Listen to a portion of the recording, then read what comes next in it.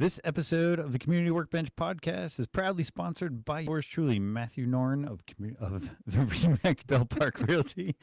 Here is my latest listing located at 11 Finn Lane, Plainfield, Connecticut 06374.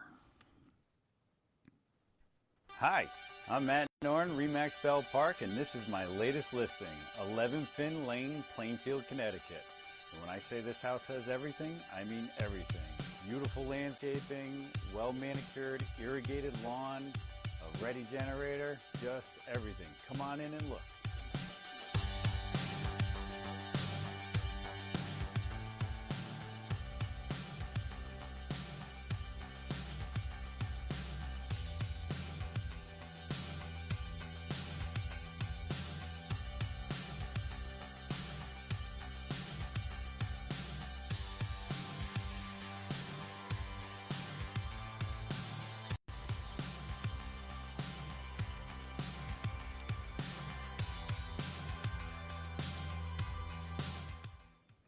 Welcome to the Community Workbench. This is Matt Norn and Kyle Morrissey. We are your hosts of the #1 podcast in my basement. At the bench, we try to repair the sense of community. So every week we bring you small businesses, entrepreneurs, community leaders, charities, and pretty much whoever we feel like talking to. And today we feel like talking to John and Paul Champeau from Champ Games. Welcome, gentlemen. Welcome. How are you? Thank you. Thanks. Doing good. Good. Typically I always ask, like, how did you get into this? I don't know if you want to start off with what Champ Games actually is Yeah, and sure. then how you got started. Okay, yeah. Yeah, so Champ Games is basically we're an online um, e-tailer, I guess. I don't know. What do they call those guys that sell stuff online? I don't know. The dark Okay. web. E-tailer. Yeah, so exactly. That sounds good, right? Yeah, so we basically just make classic video games for the Atari system right now, and we sell digital and physical versions of those. So, if anyone who knows, the Atari was something that was released back in 1977, probably before both of you guys were born. Yeah. But anyway, so that was our first video game growing up. So it's one that I kind of got reintroduced to it back in the 90s and started developing for it, and found out that there was this small but vocal group of people that wanted to see new games developed for this. And it just happened to be something that I enjoyed doing, is making video games. So we started making them and putting them together and selling them. So I started off as selling digital versions, and then we had a publisher who published the games, and then recently we just got into publishing them ourselves. So, Wow. and by publishing, we put them on cartridges and print up manuals and stuff like that, and ship them, and we ship worldwide if you're interested. Nice. So yeah, so that's basically Champ Games in a nutshell. So right now we're focusing on the Atari, but we have other ideas to potentially make games for other platforms, whether it be the Switch or in television, some other classic systems as well. But right now it's enough just to try to make games for one system before moving on to something else. So Right. I would imagine this is like occupies a lot of your time, right? yeah, This probably is- too much because it is supposed to just be a hobby. It's not either of our full-time jobs. It's just Right. something that we started doing, but apparently Champ Games does it fairly well. So we have a lot of people that demand, and I use that term strongly, that why don't you make this game, that game? Because we do make games. We basically make games based off of older games. But we put our own twist on it and stuff like that. So we either add in different levels or different characters or Oh, sounds wow. and stuff like that. So it's a unique take on some of the classics and stuff like that. So what will happen is people will say, "Hey, why don't you make a Champ version that's become nomenclature right now of XYZ?" So we'll look into it. If it's something that we enjoyed playing as a kid, we'll do our best to bring that version to the 2600. So the Atari 2600 back in the day was a fairly popular. I think they sold like 10 million units. Wow. So, and its lifetime was originally supposed to only last a few years and then be replaced, but it became so popular. Released in '77, the last games for it were made in 1990, which is unheard of to have a system last that long, 13 years. So, Right. Wow. so over the course of that time, it's gained quite a following. So there's still guys our age that luckily have money to spend now. They don't have to do a paper route or collect cans to buy a game. They could actually do it themselves. So. Yeah, So there's a lot of nostalgia around it. So just yeah, picture the '80s and the music and the boxes of Captain Crunch and milk and cartoons, and we're kind of a um, there's six of us, but our generation, we have an older sister and older brother, so there's the four of us, and we're kind of the block in the neighborhood where all the kids play and people coming over. So just there's a lot of nostalgia for it, and at some of the gaming conventions that we go to, it's nice for us to see the mothers and the fathers and their kids playing Pac-Man for the first time on Atari 2600 wow, and some of our games. So, and you've heard some of the talk over the years with some of the violence, the graphics in the games. You just actually can't you can't do that on Atari 2600. But we're right. getting the most out of we can out of the 2600. The games actually look better now. A lot of them with some of the technology that kind of enhances the Atari than they did back then. So, yeah, a lot of nostalgia and a good feeling about it. So what would be like the latest game you could retrofit to the Atari? Like if the graphics aren't quite the same as Yeah, well, what will happen there is people will do like a loose interpretation. So this is actually a true story. I'm sure you guys have played Halo or at least heard of Halo. Mhm. So the guy who made Halo worked for Microsoft or works for Microsoft, but he got permission from Microsoft to write a 2600 version of Halo. It doesn't Oh, look anything okay. like Halo, but it has still the Wow. same spirit of that. So, Oh, okay. so yeah, so you can go to Atari Age is another um, website that's fairly popular. If you ever want to learn anything about any Atari system, you go there. It's like Atari Ages. yeah, AtariAge.com, Okay. and that's basically our friend Al started that in like 2001. It's basically kind of what got me back into Atari as well. But that's really a treasure trove of everything Atari, like every system, every game, every release, developers and things like that. So, but anyway, so he sold Halo 2600 on that as well. So yeah, so once you get the Atari is still limiting no matter how much technology you throw at it. You can't do like full motion video or anything silly. Right, Even though they right. actually have managed to pull that off. Actually, think having I don't want to divert too much, but they do have a cartridge called the movie cart where they've taken like Star Wars the movie and put it on a cartridge, and then they put it into an Atari and actually will show the entire movie. It's you have to squint, but it kind of looks like Star Wars the movie and it sounds like it. So it's pretty impressive feat that they've done there. Right. That's more of a just kind of like a circus sideshow kind of thing. It's not really a game, but Right. it's people are constantly pushing this hardware that was developed. I'm trying to do the math here, almost 50 years ago, and they're still finding ways to make it do more than it was ever expected to do. Right. When they made it, it was like, okay, this is like I said, 2 years, then we're back. We're gonna release something else, and it never happened. So, well, they did Wow. release more, but they were never as popular as the original. So, Wow. A quick fun fact at the age of the Atari. So there's a lot of capacitors and things like that, and after so many years, capacitors can leak. So they call it it's like a recap kit or something. yes, Basically, you can do it yourself. There's a lot of people that just do it for a side hustle. You send them their Atari, they open it up, and they replace all the capacitors in there. Um, Back in the day, it's had an RF output, so you put in the back of your TV and you put your Hook TV the on antenna, channel yeah. 3 or channel 4, and then they added video, red and white, or audio and yellow is composite video. Yeah. Yellow is the video. Yeah. Yeah. Then there's HDMI, so that's gotten better. So you can plug it onto your onto this TV right here. So Okay. So this is the gaming console. no, the No. console. Oh, Did you have that up there? I Tony? do, There's yeah. so if you know the station wagons from the 70s, there's a lot of paneling. So the Wood paneling, yeah. yeah. So is that on the screen now? The Atari. Yeah. It's got Now a it is. Yeah. yeah. So you can Oh, see okay. The wood paneling. the little wood Yeah. paneling. So that is an Atari 2600, and you can see the slot where the cartridges would go into. Everything had wood paneling. Yes, Yeah. exactly. The So- walls, the cars.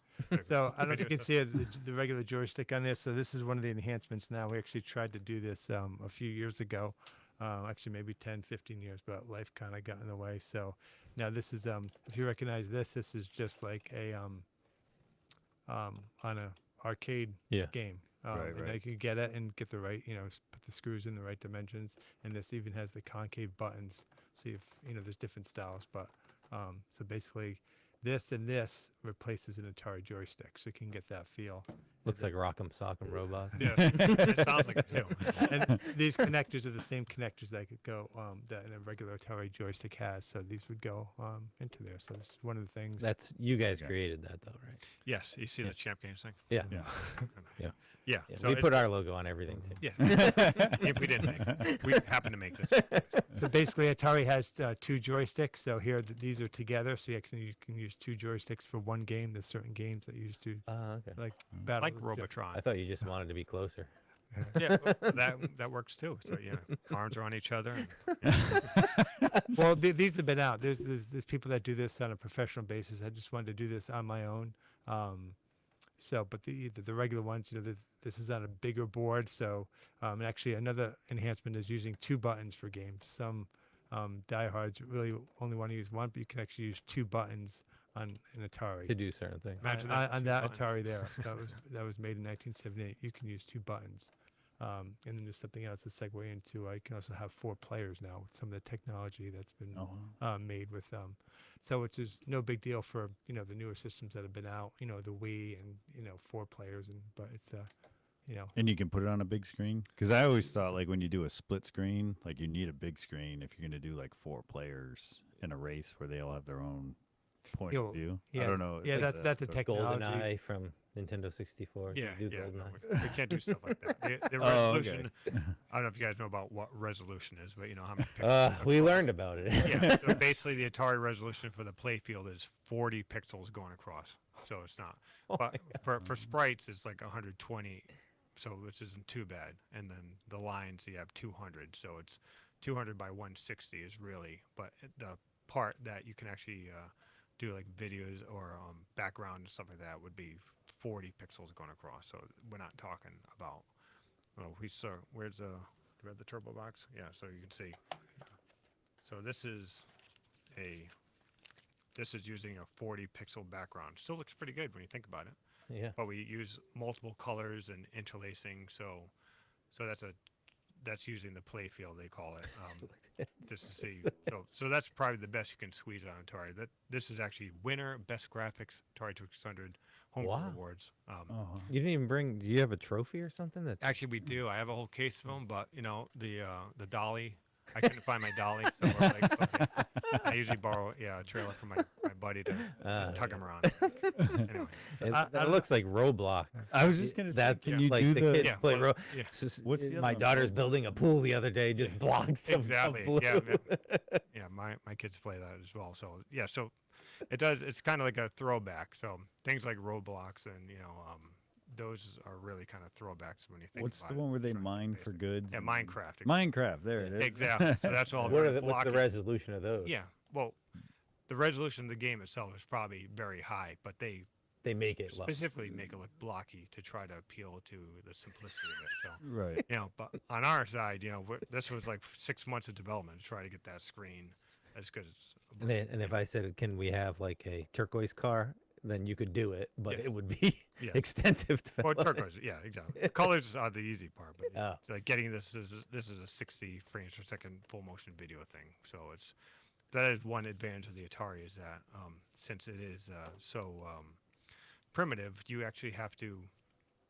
I'm not going to get too technical here, but all your fancy modern video games, they basically draw the entire screen on an off-screen buffer, and then they just swap to it. So Okay. and that's why I don't know if you guys play these games. Sometimes you get slowed down. Yeah. Stuff It like says that, buffering actually. because it's doing something, whatever. Yeah. So Exactly. that's what it, so that it's so buffering is pulling from another screen. Yes. Or another server or something Exactly. like that. Yeah. Okay. But the Oh, wow. 2600 you can't do that because if you, it is actually a very interesting book. Maybe you guys could read it. It's You called, don't have it with you here it's called- today. I have it at home. It's a real page turner. Yeah. Oh yeah, exactly. Did you say page burner? Yeah. So it's called Beyond the Scan Lines, and the reason why it's called that because if you know how a TV screen is drawn, it's basically left to right, down. So it goes like this. Mhm. The beam goes down. It's called Racing the Beam Beyond the Scan Lines, and the whole point with the Atari is that you have to draw the screen while that beam is moving. So, Wow. and the advantage of that is that if you draw any screen, you're always going 60 frames a second. Yeah. If you don't make it, then the screen rolls. So you never have a game that slows down because it can't slow down. Because if it did, then your screen would roll. It's almost like new technology. Yes. Yeah. Well, that is one thing that I want to point out about Champ Games. One of our tagline is that we're always using the bleeding edge technology. So we actually help develop the technology as well, not only from a hardware perspective, because we've done things like the 4-player adapter and controllers like this, where we use extra buttons and stuff like that. Is that patented? No. Oh. We're all one big happy family. That's a good question because But- no pun intended, but it really is a community, and people you discover something and Yeah. and then it's out there. Yeah, and it's it- very open source. I mean, Yeah. you're not going Oh, to make wow. millions on it. yeah, well, Maybe. no. But anyway, yeah, and from a software perspective, I'll be writing a game, but then I'll hit a limitation of the Atari, and then I'll come up with a way saying, if we did this, if you guys, then I work with the guys that develop the drivers for these games or the hardware or whatever, and we say, can we do this? And sometimes it may lead to a change where, okay, now, like I couldn't have done this screen the way it is with the way the Atari was, but by developing new hardware for it that's in the cartridge, it's all in the cartridge, so the system never changes. Yeah. Then you push the limits of the Atari, and you make the Atari do something that it couldn't have done 20 years ago. So how do you get away with modifying existing games? There's no copyright or anything on those? Well, I'm sure there is, but these are, the very old games. A lot of They don't the eat- licenses have been abandoned. Yeah. Yeah. So we try to tend to stay away from very high profile things. Like if we did like a Donkey Kong clone, Nintendo would be knocking on my door tomorrow. So there's no hope for Paperboy? There is, because that's a very obscure game. I think you're the only one ever liked it. He keeps Uh, telling me you how told popular it is. I'm you like, told me that was on your list of demands to be made. Was that a lie? Yes. So yeah, you tend to stay away. But yeah, in theory, like if the guy who owns, I think Sega owns Turbo, but they could care less about Turbo. Yeah, And it's not gonna. So they could technically reach out to me and say, hey, we don't want you doing this anymore. We have been active trying to get licensing for these. But what typically happens is we'll reach out and say, hey, can we license, Ladybug, from Exidy, They're not even around anymore. Okay, so can we license Turbo from Sega? They don't even want to talk to us because it will cost them more money to talk to us than they would ever make on royalties Right. if we sell 100 copies of this. That free email they reply to is too much money. Yes, exactly. So it's one of those things. So we take our chances. Yeah, But the reality is that, betting company ever, they're so old. yeah, if they ever gave us any hassle, we'd actually probably be it'd be a PR nightmare from their perspective because, they're squashing the small. Sega Well, crushes and then champ game. I mean, like you said before, is like you have like this whole community of people that like they're keeping this alive when it was supposed to die out in Yes. in yeah. 1980 or whatever. Exactly. You And- know what I mean? But It's they're not typically- buying new games. Yeah. yeah, but they're not making new games either. For Yeah. Atari. It's not like they're competing. Typically, what will happen is because we like to pick obscure games or somewhat obscure games. Some of them are a little too high profile that we probably shouldn't have gone with, like Galaga. But we did that one because they said it was impossible. I said, okay, Oh, That's so my- it's like challenge yeah, accepted. Galaga, that's my cue. So I did it in secret, and I had a reveal. I think I saw that Yeah, on Facebook. they went like crazy. Oh my god, Galaga! So Did that sell a lot? I think we sold like 5 copies. What kind of game is that? It's like Uh, a shooting game. yeah. Oh, I've never even heard of it. It's very, very, very classic. But we tend to like pick more obscure games Yeah. like Zookeeper and Ladybug, things like that.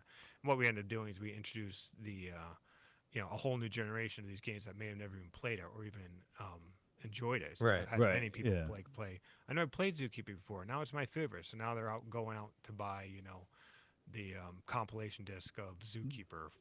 So they're actually going out to buy the actual product that may be introduced, included in a compilation or something. So Atari's is gone. They don't exist anymore. No, Atari is here. So Well- Atari isn't the only one that made games. So actually, Oh, okay. I've done work for Atari themselves. Actually, I just Wow.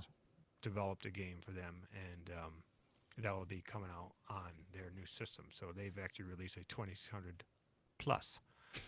50. It's the 50-year Yeah, so anniversary. basically what it is, it's a good system. So like I said, I've spoken to the guys at Atari, and they're trying to revive the whole nostalgia and retro gaming of the original Atari. I mean, Nintendo came out with like their Yes. original Nintendo, but the updated, yeah, a like, smaller version. version, more right. compact. Yeah. So Yeah. it's the same type of thing. So it hooks up to HDMI, so it's very easy Yeah. for people to get into. Yeah. And but yeah. these games will work. Some of them will. That's I actually working with them because one of the disadvantages of doing something that's bleeding edge is that what they're can I say bleeding? Oh yeah. No idea. One of the disadvantages, I use that loosely because these will all work on real consoles. Oh, okay. All of them. Yep. Okay, every Yeah. console out there, they work on all of them.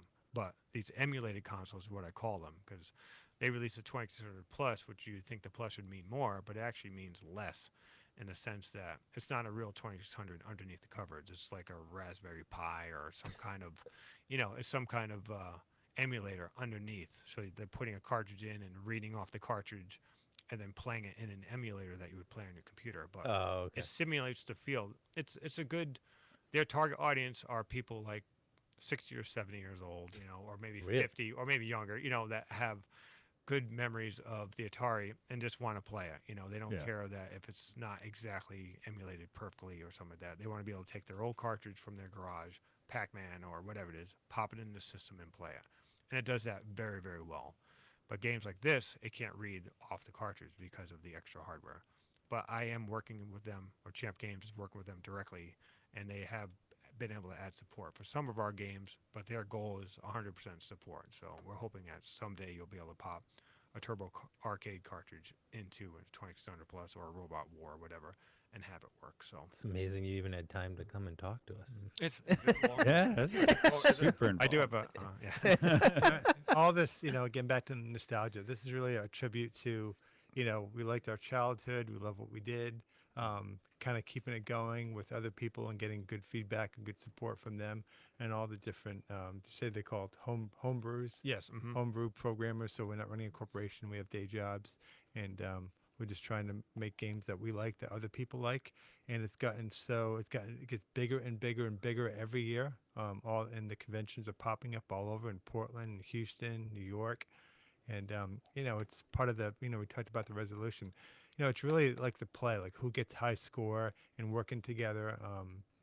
And the way John is the programmer, takes these games and will what do they call a port, so it's pretty much as close as possible. Then there's like we call it a champ mode, so I wish we had more levels if we had this, so that's actually in the games.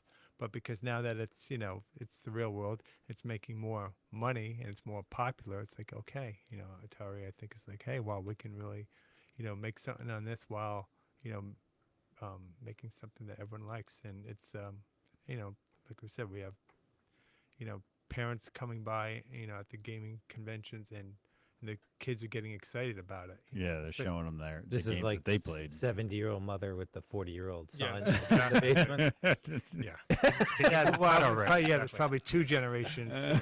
Now, how do you guys decide, like, oh, we'll add this level, or do you like put out a poll to see if people want it? Or No. you're just like, this is No. my company. Exactly. We We're wanna doing do- it my way. Yes, I mean, Isn't that a song? I did it my way. I would say, yeah. Back in the day, I played a lot of games, but almost immediately I got into developing games. Oh, okay. So, because Is that I how want- Champ Games started? yeah, kind of. I'd say the origin story. See, I got bit by a radioactive spider. No, what really happened? That's was, the Spider-Man story. yeah, I'd say. Well, first we'll dial it back. My mom was really cool, and what she did is that in 1978, Paul and I were at Barker's, and that's a callback to you, Danielson people. It's you guys know where What was it? Barker's. It was like a Walmart type store, but much smaller. So On Main Street? In a Denver? department store. It was actually maybe Killingley. It was next to where Burger King is, Oh, wait, where okay, the okay. movie theater used to be. Yeah. Do you Sure. guys remember? Nope. Yeah. You know where. He's Yeah, he's from I know here. you're If right. you go to I know you're Instagram and you see Killing one of Link these Cinema 80s 3. sites, and they say, what are all Yeah. these stores that have gone out of business? Yeah. You know? I think it's like a job lots or something. Oh, okay. Or open something. Anyway, we went in there and she brought us. It was probably October of 1978, and they had an Atari on display. That's the first October of '78. That was a little bit before the blizzard of '78. Yes, exactly. Wow, We were. good. It was actually You know after. ancient It was history. I actually mean, after. It was after the blizzard Yeah, of the 78. blizzard. Yeah, so the snow was still on the ground. Yeah. So we had finally tunneled our way out of Putnam, and we're like, oh well, let's go to Barker's. I mean, that's what you do, right? So we're there, and Paul and I remember this distinctly. They had it set up, and Paul and I played combat. That's the packing game, and so it's like you both have a tank, and you're running around shooting each other. That's basically all it was. But it had a lot of games, so we loved it, and she could tell we loved it. So while we were there, we didn't grow up with a lot of money. I don't want to get too sentimental. Walked up, Walked uphill both ways. exactly that whole thing. Exactly, we ate our shoes for dinner. And stuff like that. But anyway, so she's like, yeah, I can't afford it, blah, blah, blah. But unbeknownst to us, while we were playing and enthralled with this game, she'd purchased a system and put it in the back of the car and covered it with blankets. So She saw that this would keep you out of her hair. yeah, exactly. And it Oh, did. I could get so much done while they're doing this. Or she could use it against us. Do it again, you can't play the Atari. Yeah. But anyway, so that was a very sweet memory that I have anyway. So actually, she did mess up. She would send us to our room. Yes, Go to your exactly. room. Like, Well, all okay, right. put our head down, go and close the door. and don't come out. Exactly. Yeah, and don't come out. You know the story. So anyway, so that's kind of where it started. Then eventually we end up. I was interested in how the games were designed, and a friend of mine, Dennis, we actually, in our minds, were big game developers. So we developed this game called Mountain Raider. Someone had just seen Raiders of the Lost Ark. So basically, that's what that was, and we sent it to Atari, and Atari basically sent us back. I think that's how the LOL laughing ROTFLA, whatever that is. That's where that was invented. But they did send us a nice poster too. So they said we can't use your game, but we can give you a poster as long as you don't send anything else. So, but anyway, so. Oh wait, sorry. Quick fast forward to now, and look who's laughing now. Anyway, so back in the day now. Yeah, Go so back. we have started working on Mountain Raider, just so you know. That's going to be our first Original game. yeah. So I still have the original designs typed up on my Smith Corona typewriter. You guys know what a typewriter is? Yes. The Sort of. You had Like to that. physically save that piece of paper. yeah, exactly, and it's physically saved. So I Put it in a real file. yeah, exactly. So, but anyways, my mom eventually got us the Atari 800, which is basically the computer version of the Atari. You still had better games, 'cause it had more memory and all this kind of stuff. But even better, you could actually write games in BASIC. BASIC was the most basic programming language. So I learned how to do that, and I would spend up all night writing these games and save them to cassette tapes. That's how you save stuff back then. But that's where I kind of fell in love with developing. Funny quick side story is that growing up we had Oh, he's looking at me. I'm yeah, ready. exactly. Let me have it. Grew up in this really old house that had like millions of problems in it. And one of it was it had these bullet fuses, so you had like Yeah. 15 amp service for the entire house.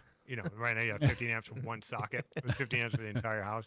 So if someone was playing, watching TV, and someone turns on a hair dryer, the whole house would go up. So I was up I would say probably all night writing this stupid game, and to save to this tape, it wasn't like click on save and then you go. You click on save, it's boop boop boop boop. It would take like 15 Writing. minutes, right? Yeah.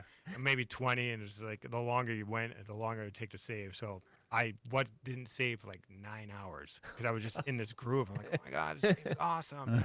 And all of a sudden, the power goes out. And I lost it. I went, oh no! Banged my fist, and I just collected myself, and I went and I wrote the entire game again. But it took me like half as much time because I had my mind. I went, while it's Right. fresh, and I'm saving every 5 minutes. So it took long because I spent most of the time just saving it to the cassette tape. But anyway, so trying to How do we focus capture that story on a poster? This is determination. on- yeah, exactly. Or I mean, fra- you're still frantic, doing and then it, backpedal. so Exactly. So that's yeah. determination. Yeah, so using that, I had, when I went to school, I went to UConn. Paul and I actually both went to UConn, and I was a computer engineer. That's where I learned how to, C programming language, assembly, and stuff like that. Those are the foundations you need Yeah. for real 2600 programming. So went that, and then we actually had a company in the 90s called Champ Programming with 1 P. Champ Programming. It kind of looked like this shirt, so champ, then rog ramming, red. And it kind of came together, and Was that yeah, branding intentional and- or unintentional? Branding and marketing intentional, wasn't unfortunately. where it was Yeah. today. Yeah, so that was actually a lot of fun. We made games similar to what we did here, but they were for the PC. So Oh, okay. they were like back then. That kind of started with, hey, I want to play Pac-Man on the PC, but it didn't exist. So I wrote it myself, and then it put on America Online. You guys remember that? Yeah. You got mail. That guy. So Could you use his voice to do something in the game? yeah. Exactly. Anyway, so we did that for the PC, and then real life intervened. Ended up moving back to Putnam. Yeah. Kids come along and stuff like that. So kind of put on hold, and then we started back up with the Atari after that. So that's kind of the long-winded way that we got here. So we've been doing this for what, like 20 years, right, Paul? So Yep. Wow. 20 years. Wow. Yep. So And what did yeah. you do at UConn? I was an electrical engineer. Okay. that's where this comes from. Ah. And then I also, I also got a certificate for math teaching, which I like. And actually, on one of the last days in school last year, I brought this in with a laptop and hooked it up. They got a huge smart board, but basically a Projector, monitor as right? well. Yeah. Well, actually, it was actually one of these. It's by ViewSonic. Oh yeah. Probably 3 times the size of this. Maybe it was like Wow. 75 or whatever. So we had this up, and I've got them playing. I think it was Commando or Pac-Man, and they're like, "Wow, this is awesome, Yeah. Mr. C." Yeah, so electrical engineering, and just for me, it starts with nostalgia. We shared a room growing up. We had other 2 brothers. We were close to them, all similar ages, but we roomed together. I went to UConn, and then John came there, which was awesome. We spoke about my mother. She, I'm quite you sure know, about that. she was big into family, and she wanted all of us to stay together. And so, yeah, we have a little bit before she passed away. Before a little prelude to this was hugging up an Atari. The old parallel ports. Are you that you too young for a printer? For a printer, the old printer. Oh, printers. It's yeah. a big. This is pre Oh yeah, yeah. Pre- pre yeah. USB. Yeah. Pre-USB port, yes. So we connected that to a 9-pin connector. Out of paper would be up. Print Line feed or something. line feed would be left. So you just kind of adapt the the code for us. So we could plug an Atari joystick up into a PC back in the day. Oh. Pre-USB. So It was cutting edge because Wow. back then the PCs only had analog controls. So people playing Pac-Man with like analog controls. Left, right, up, down. Yeah, but it was the controls themselves were red and like analog. So you're moving like this, the stick that's not just up, down, left, right. It's kind of, if you Faster have used articulation. like fast, like Yeah. thumbstick or something like that. So Yeah. what's not ideal for playing games that require you to like take a turn really fast. 'Cause Right. you want to turn left, you gotta, it's for these people that want high scores, and that's us. But anyway, so it was actually cutting edge. So one of the things that we did back then is that we offered, this champ cable that Paul put together and developed. So it was Nobody just- wants it anymore, or is it obsolete? Yes, it's obsolete, but that's why we do this kind of stuff. But we actually, believe it or not, I did keep. I think we had like 20 left because we had them made in bulk, and we sold a good portion of them. But I still had a few left. And someone reached out to me just last year. Do you have any of those champ cables left? And I sent it to him for free. I went, yeah, you can have it. So, see, That's always, cool. always giving. I don't know. To me, that's like genius work. As like I would have never thought. I didn't have a mind for any of that. Like my brother could read a computer manual and then build that computer. Like he was that way, but I never. I don't know. I just didn't have the mind for that stuff. So the fact that you made a cable and did all this is incredible to me. Like, Oh, thanks. it's just Yeah, a it's, thank you. wild, Appreciate that. wild thing, and then to have a cult following. If we Yeah. could ever Yeah. do that, I that don't would be know if we sweet. should Yeah. Talk to us about how to get Get a the cult cult following. Well, it's fun too, right? And that old adage, you love Yeah. your job, you never work a day in your life. You guys seem to have a good time with this. So We- Yeah. it's kind of work, but it's like Yeah. It's passion Yeah. project. Yeah. Yeah, Yeah. for sure. kind of has to be. And that's you can definitely Yeah. see that in you guys. Like you guys definitely have that going on. Like you're just doing it regardless. Yeah, I'm surprised we've been doing it as long as we have, to be honest with you, because right now, between Champ programming and Champ Games, we've been doing this for 30 30 years. Yeah, but you know, as you slowly creep along, right, and then you start to make money, you're like, okay, well now you see fruits of some of the labor, and you're like, Yeah. okay, this is cool. And then you have, like you said, it's a cult following, so you have like the incredible support that are like cheering you on, like make this game or do this, and you're Yes, like, exactly. okay, for the fans, we Yeah. We'll make Kyle a paperboy. No, Yeah, no that- pictures, please. We actually never had Atari. We had Nintendo. That was our Yeah. first one. Then We call Sega. that no friendo. You can play by yourself. We had 2-player games. Yeah, but I don't remember you guys playing Zelda by yourself. I did it. To finish that image thing. So it's like when we were younger, it was the drive-ins, right? And those Drive-in are awesome. theaters. Yeah. And there's not a lot of them, but now they have more dine-in theaters, right? Instead of just movies, so it's inside. So one of the things I've been doing to kind of simulate the nostalgia from the drive-ins is just get one of those projectors, put it in the backyard, sheet over the back, over the wall, and we'll do that.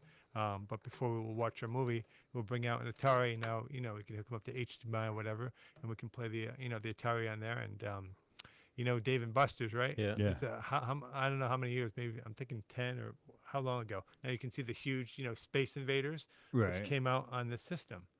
Oh, okay. Well, arcade, but it was for the Atari. So it's like it's good for us, good for the kids, and this is huge. And a Pac-Man on like Yeah, what on is a it, huge like screen. 20 Yeah. feet high by Yeah. like 10 feet wide or something. So Wow. Yeah, they With have like a controllers new like this. Pac-Man. It's like 4 players, like a tournament edition. So you can all control like a Pac-Man running around. Well, so now you need Exactly. 4 joystick box. We do have that. Oh, Yeah, well, we can hook 2 of these up. That's where the quad Oh. Atari comes up, which I wanted to show, but we won't. But it's basically allows you to hook 4 joysticks up to 1 Atari, so it's really cool. Yeah. Now, talk a little bit more about so you have an original game coming out, or you already had it come out. Is that correct? We're developing it right now, so we Developing. actually have a couple. I like video games, sports games. Paul and I, we used to play all the time, like baseball, basketball, stuff like that. So we're working on this Champ Sports series of games. Okay. So the first one we're working on is Champ Sports Baseball. I love baseball. I used to play Earl Weaver baseball. It was a classic video game from the 80s. So we were coach of the Baltimore Orioles back in the day. back in the 70s and 80s. God rest his soul. So those are some of the original games we're working on. Some sports games, but this Mountain Raider game I'm talking about is basically you're kind of like an Indiana Jones guy, but it takes place in space. So it's kind of like Star Raider, Mountain something or other. Anyway, so you just imagine you're running around, going into mountains and getting in space. yeah, exactly, and getting treasures and stuff like that. So it was pretty rough design for a 12-year-old, but we've fleshed it out over the years. So, Nice. so we'll see how that one comes out. But it's always easier to port something because there's an end goal to it. You know what you're trying to get to, and then we add on things for champ mode, whether it would be like an extra track or some of that, or extra enemies or extra whatever. Yeah. So that's A community workbench edition. yes, So exactly, yeah. exactly. So Why not? It would just be us staring at a camera. Yeah. You can get them to talk. You can get them to do whatever. yeah, Nobody would buy that. yeah, no. Nobody wants this upgrade. That's weird. So we these games take the development cycle can be long in these things. Like Turbo took I think 2 years or 2 or 3 years. Elevator Agent was a game that we made. It was like I started in 2017 and we just released it last year. Wow. Of course, you're not working on it all the time, but Right. for me personally, having games that aren't completed drives me crazy. Ugh. So once I start it, I want to finish it. So we try to make the games not as complicated as and working on something like Mountain Raider is, since it's a original game, you got to design it first, and then it's hard to rein that in and get it done in we're on 40. I've been planning it was on the 40th anniversary. I was going to release something, and that's already come and gone. So Oh, so now it's like, okay, now 50th. maybe 50th I'll have it done. But so We'll support you. So what do right- you need? What we'll help need do it, you we'll need? it. Yeah, Yeah. yeah. Speaking of support, Paul's always working on, when the parents come in and the little kids, when we go to these shows, which we do go to a bunch of shows, because we need the younger generation to get onto this because Right. the generation that actually likes this game, grew up with it, they're probably not in the best of health. you know, they don't have much time left, so we're hoping that we push it along to the at least Yeah. the generation before their kids that are 20. So, Yeah. and then their kids as well. So Well, I mean, it's like Chubby Dog has a lot of like the arcade games in there, and like Yes. the kids Yeah. gravitate to all those, yeah. and then Mm. they don't even care about the ones that are like brand new. Yeah. Well, yeah, it helps because these games were made to be. They say it's minute to learn, lifetime to master kind of thing. So, Yeah. and a lot of the games these days, things I don't like. I personally don't play video games anymore. You would think that I did, and Paul too. Like we spend most of our free time making games, so the only playing I do is testing. But anyway, what turned me off to the more modern games is that you basically have to give your whole life to these things Yeah. if you want to get anywhere, And I've seen like my kid play and my son is that you can tell that it's almost like becomes stressful because you have to if you're not online you're falling behind as Right. they say, right? Right. Because you have to be mining something or everything's it's not just if I want to play a game of Galagon I can just pop in the thing and I play it 5 minutes and then turn it off. That's it. I'm not thinking, oh my god, if I stay on, I'm gonna get all these credits and I can buy these upgrades and stuff like that. And, Yeah. this becomes this. Yeah, I always tell the kids, just pause the game, and they're like, I can't pause the game, and I'm like, Yeah. why can't you pause the game? All champ games support pause. But there's no pause button on the Atari, but we use actually it's funny. The Atari has a color black and white switch because that's how old this thing is. Is that back then they had black and white TVs. A lot of people. I remember we had ours on a black and white. Remember this little small black and white 13-inch TV Yeah. for a while, Which was good for like asteroids. It was in space. And it's Oh, yes, yeah. exactly. Right. But I remember the day we Spaceship. got to hook it up to the color TV, like after 2 years, just to see, wow, this is awesome to see the colors. So, anyway, so we use the color black and white switch as pause. So, Oh. in case anyone okay. is buying one and saying, how do I pause this thing? Yeah, but it doesn't stop the game. It does stop. Oh, it does stop. Oh, the it game. does. Yes, Oh, okay. exactly. It pauses and it says pause, and Oh, Yeah. and then we wrote it, and they can just press the button to continue. So, oh. You go to the bathroom, go get some Kool-Aid, I mean, real Kool-Aid from the 80s. so So can you still get this console, the 2600 console? Is it no, like- you can't get a new one. Right. But you can go on Just- eBay. just and like Paul, rebuilds yeah, and and like stuff like Paul that. was saying, you can talk about the modding, Paul, if you want. But yeah, so a lot of these things, if you have them in your basement or your attic and stuff like that, send them to John Champeau. Because that's what I was doing back in the day. I was getting these systems off of eBay, cleaning them up. Ah. People will mod them so you can actually hook them up to a regular TV and stuff like that. Because we want people to be able to play these games. So Yeah. we're hoping that Atari actually comes out with a system that is actual. The 2600 Plus was a good step in the right direction. We're hoping they come out with what they call, one that's hardware compatible, Mm-hmm. and it's really kind of neat. It's called FPGA. It's like programmable gate array or something like that. Yeah. And basically, what it is they can take all the hardware, all these resistors and capacitors and things like that, and OR gates, whatever that are on the real Atari, and program them into one chip. It's programmable, and then you just have a chip that basically okay. emulates an Atari on the hardware level. Something like that happens, and you can actually play like a real cartridge on that and have everything compatible because it's in a real Atari. So we're hoping, and I'm thinking that that's probably their next move because the 2600 Plus was a great. It sold very well for them. Mm-hmm. So I think the next step was going to be 2600 plus plus or whatever they're going to call it. That will have that compatibility. So And aren't there a couple like Kickstart projects out there with people trying to do that? yeah, there's a lot of engineers. Like I said, the community is really big, and there's people that do software, they write games, people that do controllers, and people actually trying to write hardware too, like actually make make a new Atari and stuff like that. Oh, okay. They get people together, they try to get kickstarted and stuff like that.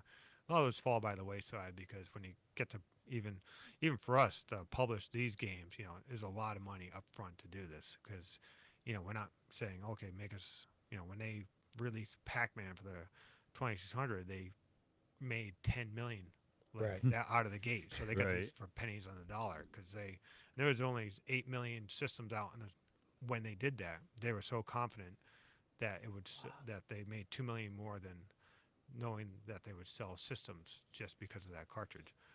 We don't have that luxury, so we can make we print these up maybe like 100 at a time, and so the cost is pretty high Yeah. to get that. So, but anyway, same Yeah, thing. but look, I mean, this is Yeah, it's very pro. Yeah. yeah, very professional. No, that's why you have to. And And I you know, said you write all this whole thing, right? yeah, Or I some tried- of it. I do all the what do you call it, the text in there. But Yeah. there's artists that spend time drawing all that stuff. Actually, I should mention Nathan Strum. He's a guy that I've been Champ Games has been working with for since 2006. He just reached out to me on Atari and said, "Hey, you need help with some graphics," and he's been involved in all of our games. So Wow. he's wonderful. And he's done artwork for some of these games as well. But there are also other artists out there that have done like this is amazing. I think this artwork is Yeah. Yeah, fantastic. that's Yeah. So it really comes off professional. So we're really pleased with the final product here. So The artwork is a big thing. Some people just like the cartridges and stuff, and some people just like buying the ROMs. You can play an emulator like on a Windows machine, yeah. and that's what's nice too. You could plug this into a Windows laptop and play all the games. But one guy, what's Tim? What's his last name? Lapatino. Lapatino, yeah. Lapatino. He's got a whole book on like all what was it, the artwork of Atari. Yes. ma'am. Oh, And Oh, it's, that's it- it's got everything from 1978. I don't know if he has new. There's always new stuff coming out, but the artwork was part of it. Yeah. I The good feeling. actually sold a house a few years ago where a guy was a game collector.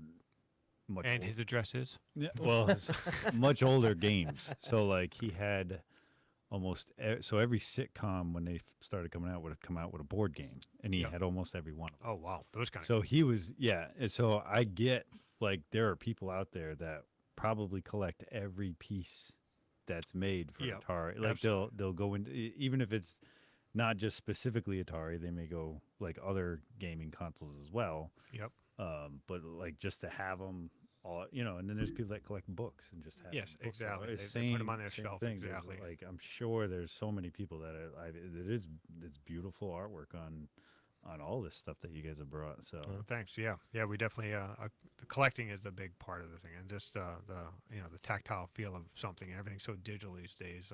Things like real records and LPs are coming back because people Right. want to be able to touch and own something as opposed to having it in the cloud where they can, they just flip a switch and take it away from you anytime they want.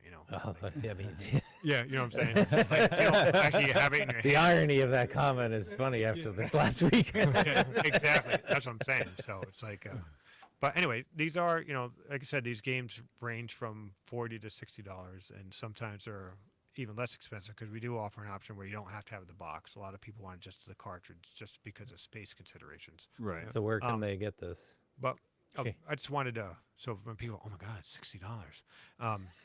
These games, back when Atari sold them, remember, Atari was doing 10 million at a time. They were selling them for $40. Way back And then. $40 today is over $120. Yeah. So we still think it's quite a deal considering the Yeah, well, Yeah. even new vinyl records are like $30 yes, plus dollars. exactly. So we do try to keep things reasonable. They start at 60, then we reduce the prices over the time. Plus, you get But- a game, the box, and Yes, oh, exactly. It's all professionally printed, but yeah, so you can get them all at champ.games. Yep. And that's our website.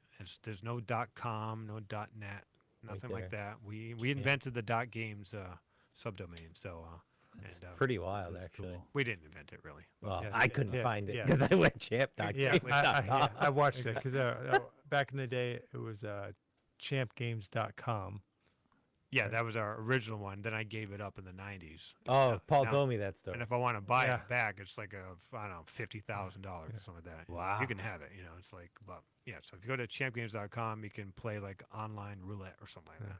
But People make a living out of just getting Yeah, domains and but then they've been- hoping Yeah. somebody. I They've went been to squatting on GoDaddy, this, so I was yeah. watching when .games came out. I grabbed champ.games, yeah, and I was renewing it every year for and then we a few got back years, together. Yeah, we I mean- finally got the website. Yeah, Paul got the whole website going back in 2019. So that's kind of when we went live and started selling online stuff. And Yeah. then last year is when we started, doing the Yeah. physical stuff. So that's a whole nother ball game. Because now we have to do, I had to get printing, printing labels, and going down to the post office and stuff like that now. So online is so much easier. Just click. Okay, Yeah. you got it.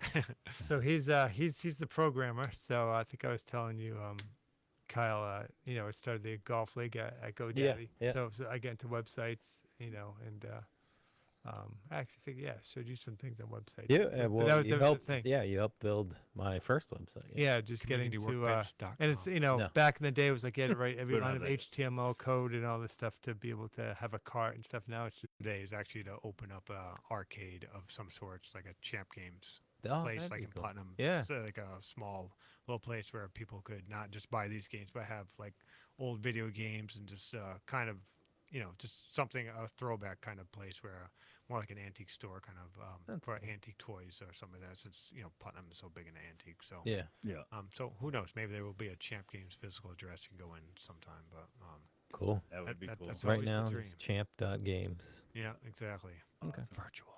Well, thank you so much, guys. This has been an education for me. Wonderful. Yeah, no, thanks for having us on. We really appreciate it. So. Sure. it was fun. Sure. Thanks for watching, everybody. Chubby Dog is putting out large efforts to raise awareness of washcloths and gloves. They actually have a surplus of food. So if you are in need of puppy dog food, you can see them for that. Please visit Chubby Dog or NECOGAnimalservices.org for more details.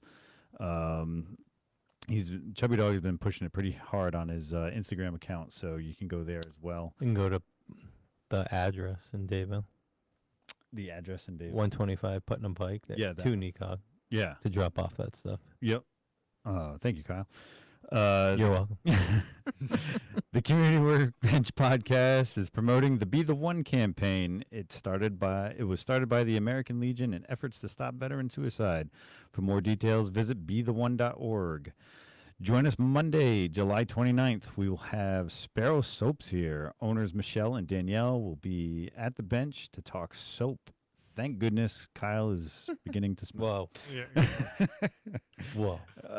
They will also be telling us all about their harrowing beginnings. So we will see you next Monday night at 6. As always, buy local, hire local, dine local, volunteer local, donate local, and game local. Excellent. Nice. Have great days, everybody. Thanks a lot. Thank you.